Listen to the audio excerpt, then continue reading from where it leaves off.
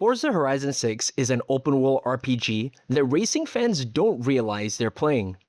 I have never seriously played a racing game in my life. For the past 20 years, I was mainly playing RPGs and story-driven adventures. Some might call it the tikka masala of gaming, a safe order. I rarely try anything else.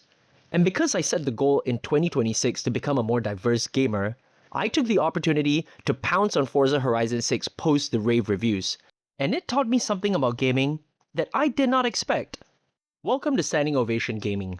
I'm Ricky, and I'm here to represent the average gamer with limited time and money. I play through acclaimed titles to help you decide if a game is for you. Forza Horizon 6 is the sixth entry in Playground Games' open-world racing series set in Japan, which in my opinion is one of the most visually stunning countries on this planet. Every time you set a waypoint to your next competition, you're driving through the country to get there. I sat down in one session and drove for a solid 45 minutes without doing a single race because I kept stumbling on random roads, rivers, and fields and unlocking new icons on my map. It gave me the same feeling I got in Skyrim, where you set out to do one thing and end up completely sidetracked because the world keeps rewarding you for wandering off. I also started to encounter random players roaming the same streets as me.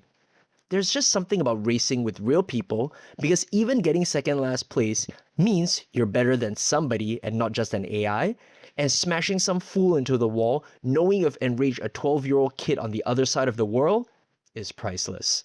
This human aspect makes the game very addictive. And that open world feeds directly into how the game handles progression.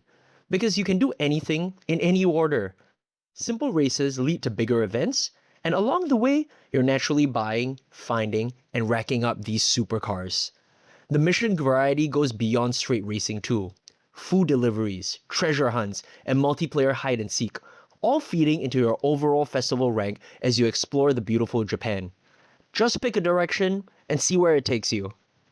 Starting from the first drive in the tutorial, you would have already noticed that Microsoft has dropped a bomb of a budget into the visuals of this game. The terrains are jaw-dropping, driving through summer countrysides, then shifting into snowy terrain seamlessly on your journey. The map was designed as one continuous living environment rather than different zones stitched together. You'll cruise through cherry blossoms and sakura trees during blooming season, cut through dense forests, and then find yourself blasting through the concrete jungle of Tokyo's streets. There is an obvious homage to Tokyo Drift running through the whole experience, with Japanese music tying the atmosphere together, and surprise theatrics in the form of planes flying overhead or a giant Gundam standing in your path. The controls are simple, which was what convinced me to even try the game in the first place. You accelerate, you brake, and if you completely screw up, there's a rewind button that lets you undo your mistake and try again. Simple controls? Yes. But calling the game simple? Hell no. Not even close. I cannot tell you how many times I slam into walls because I'm drifting too wide, and having absolute shit starting car tires did not help me at all. But once you start getting the feel for it, learning how to lightly ease off the gas, when to tap the brakes and when to lean into a drift, it's extremely satisfying when you get it. The physics reward good technique, and honestly, this reminded me of learning the combat system in KCD 2, where positioning, managing stamina, and timing matters more than just pure brute strength. For anyone like me who has never touched a racing game before, this game is super welcoming. I mean, even an Asia driver like me who had his car looking like Clayface at the end of every race could occasionally finish first. I think that says a lot. If you know somebody who has Game Pass, you guys need to hop on Forza together because I think the multiplayer experience is the way to go. I played most of Forza with a friend where I joined his convoy for free exploration, set up the occasional 1v1s, and once you enter a qualifier event together, the game drops you into this clusterfuck of real players all racing on the same track, and the chaos is genuinely one of the funnest parts of this game. I always thought I needed a story to stay invested. Characters, plot, and decisions that matter. Forza has none of that. But who cares? Because somewhere around hour 10, I realized I was feeling the exact same feeling when I was a kid playing Sega Daytona Twin Arcade Racer with my brother, or spending countless of hours in Tony Hawk's Pro Skater free skate mode with no objectives, just vibing and doing ridiculous combos.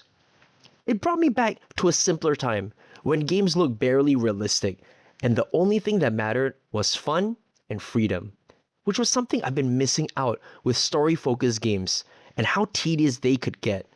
Like, inventory management. Sometimes you just need to be handed the keys and drive. Now, I want to hear from you. If you've played Forza Horizon 6, drop it in the comments. If you weren't a fan, did I convince you?